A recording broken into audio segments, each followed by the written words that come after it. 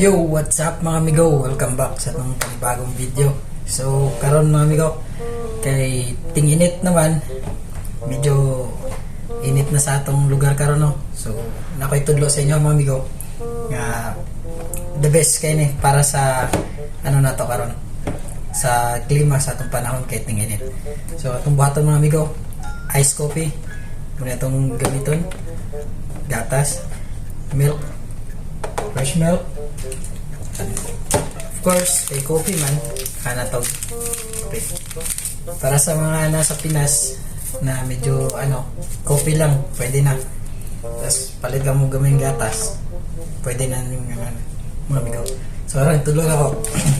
Kwatag, baso, then, tanga na to guys. So, muna siya. Itong tarag ice. Atong ice, tanga na to siya gatas mga amigo. So, siya. Sakto lang, ganun. Yan. Pwede na yan. And then, ang atong kape, syempre, of course. Pero magamit ako tubig mga amigo para i-mix na to siya, para makabuhat ako. Yan. Bawasan lang natin tubig.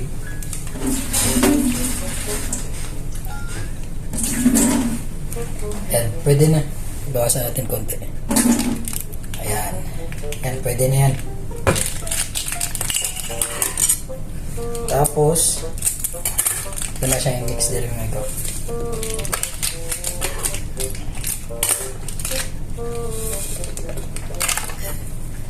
If gusto niyo medyo tamis or nasa sweet gamay, tangan ito siya asukal or asukal. Yan. Goods kayo niya siya amigo para sa hot weather diya sa Pinas. Goods kayo niya siya.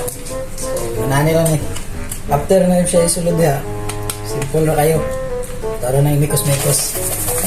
Sa pagmix na ito, pwede rin ito magamit og bisag unsa nga bottle. Pwede ito magamit og tumbler or bisag unsa nga bottle na pwede na ito masudlan para ma-mix lang siya ang asukal ug ang ato ang kape para mag-foam siya. So, ano lang, mix lang nimo siya. Yan.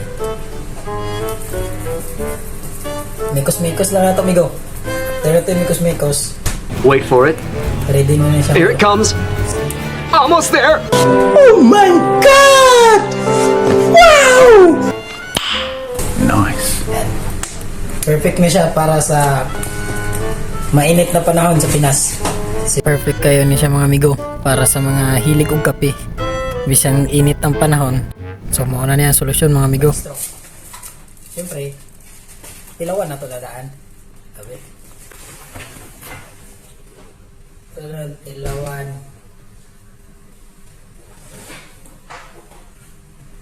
Wow. Oh my God. Sobrang ganda. Sobrang perfect mga amigo. Yan o. Ice coffee. Pwede nyo gawin to sa bahay amigo.